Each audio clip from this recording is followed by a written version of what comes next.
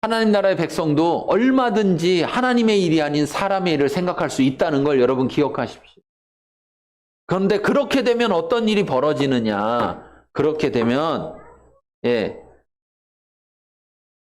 23절에 보십시오. 23절에 중간에 보시면 너는 나를 넘어지게 하는 자로다. 여러분 아까 17절에서 뭐라고 그랬습니까?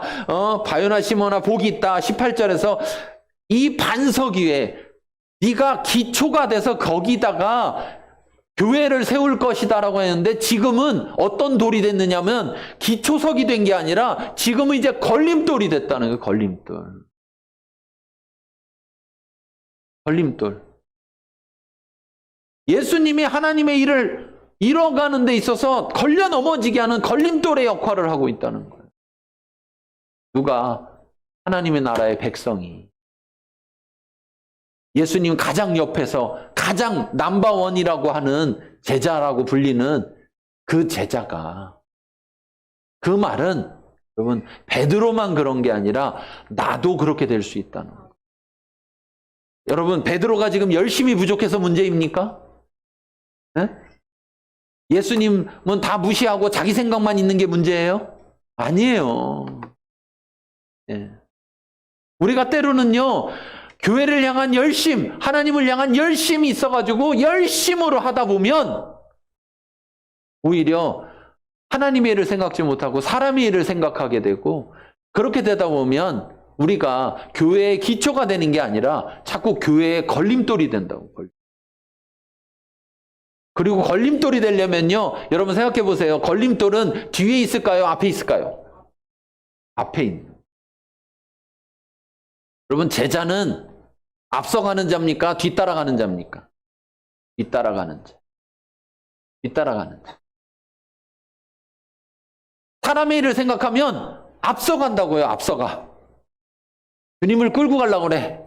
자기가 앞서가. 그래서 주님이 가는 거에 걸림돌이 되는 거예요. 그래서 여기 이렇게 말합니다. 예수님께서 베드로에게 이르시되 사단아 내 뒤로 물러가라. 지금 베드로는 예수님의 제자인데 하나님 나라의 백성인데 하나님 나라의 백성의 역할을 하고 있지 않고 무슨 역할을 하고 있는 거라고요? 사탄의 역할을 하고 있는 거예요. 예수님이 침례받으시고 공생애를 시작하셨을 때 이제 하나님의 아들로서의 한 집의 자녀가 아니라 하나님의 아들로서의 삶을 시작했을 때 성령이 이끌리어서 광야에 가셔서 40일간 금식하시잖아요. 근데 그 금식이 끝나고 나서 누가 제일 먼저 찾아와요?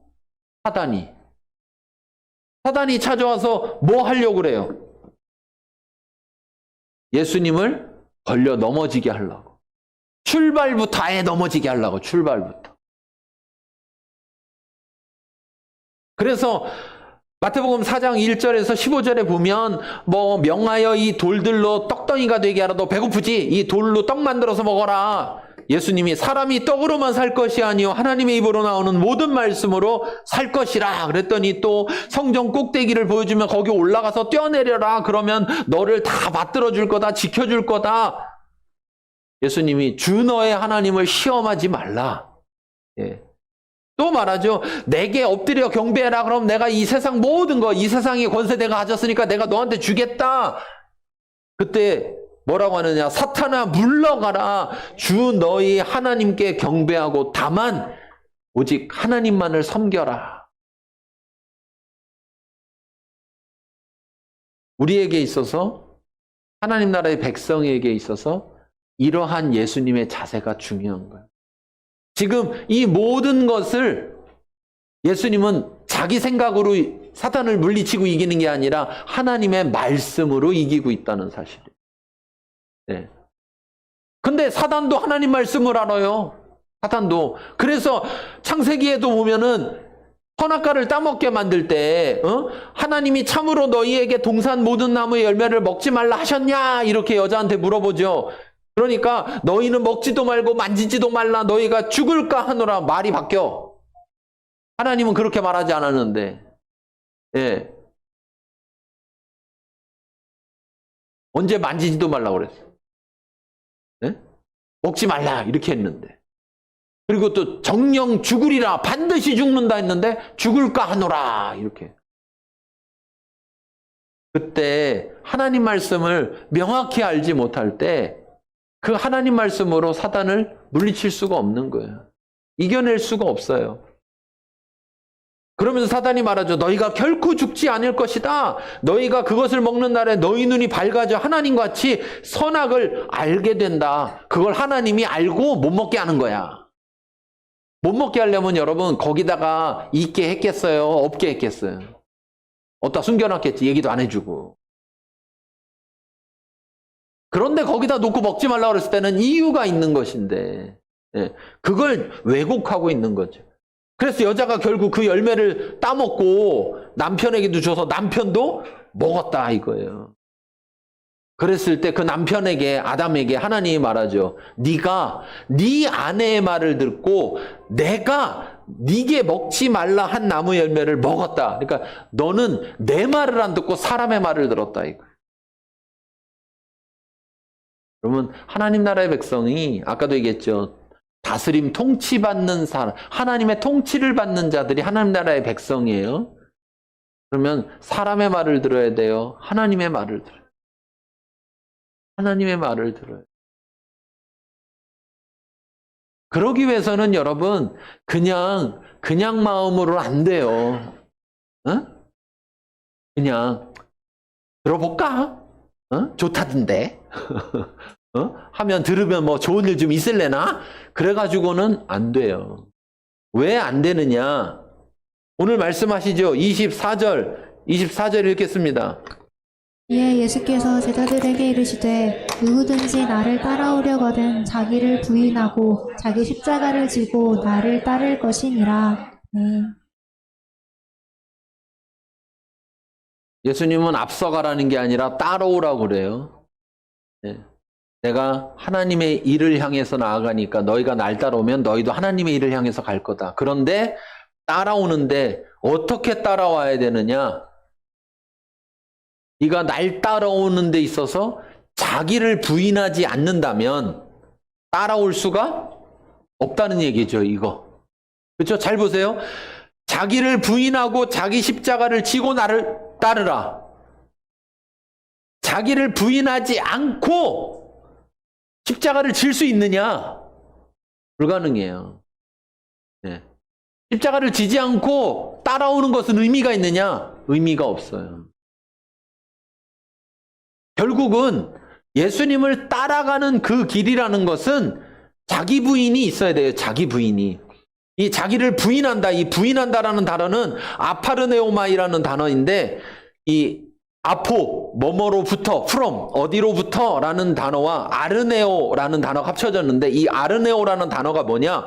부인하다, 거절하다, 배반하다, 저버리다 이런 말이에요. 근데 이건 사실을 인정하지 않는 적극적인 행동을 말할 때 썼어요. 베드로가 너 저 예수하고 한 패지 그럴 때 아니야 그럴 때 마지막에 계집종이 나와서 어린 여종이 나와갖고 너 아니야 내가 봤는데 너 똑같이 그러니까 절대 아니야 이렇게 할 때 그때 썼던 말이에요. 이 말이. 이것은 또한 어떤 의미가 있느냐? 요구 혹은 유혹을 허락하지 않고 거절하는 행동을 말해요. 여러분, 자기를 부인한다는 것은요, 수많은 유혹이 있는 거예요. 사단이 우리가 자기를 부인하지 못하도록 어떻게든 우리를 유혹해요. 그 유혹을 거절하지 않는다면 따라갈 수가 없어요. 따라갈 수가 없어요.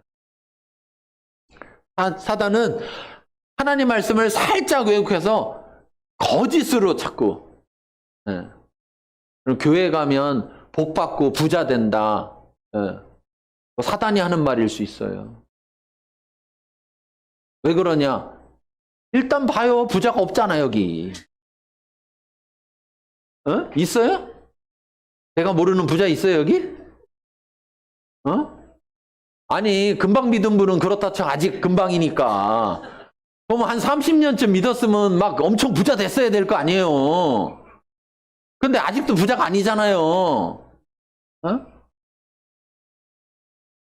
여러분, 오히려 하나님 나라의 길, 하나님의 일을 향해서 가는 길을 왜 굳이 십자가를 지고 따라야 된다고 말을 했겠느냐. 이 당시에 십자가라는 것은 어떤 능력이나 영광을 나타내는 단어가 아니에요. 그 당시에 십자가는 가장 잘못된 죄를 저지른 참혹한 처형을 받는 자가 받는 것이 십자가형이란 말이에요.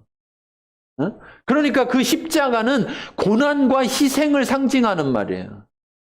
고난과 희생. 여러분, 예수님이 이 땅에 오셔서 뭐 얼마나 엄청난 환영을 받았습니까? 아니요. 자기들 뭐 줄 때나 환영하는 척 했지. 십자가에 죽는다니까 못 박아라, 못 박아라, 못 박아라, 이거 누가 했느냐. 떡 준 거, 물고기 준 거 잘 받아먹은 사람들이 또 십자가에 못 박아라, 못 박아라 했다고요. 자기를 따르는 사람들은 결코, 우리가 성경에서 말할 때 구원으로 인도하는 문은 큰 문이 아니라 작은 문이라고 그랬고, 구원으로 인도하는 길은 넓고 편안한 길이 아니라 좁고 협착한 길이라고 그랬고, 그래서 구원으로 인도하는 그 문 길로 오는 사람은 적다고 했어요. 왜 적으냐? 딱 보기에 벌써 힘들어 보여.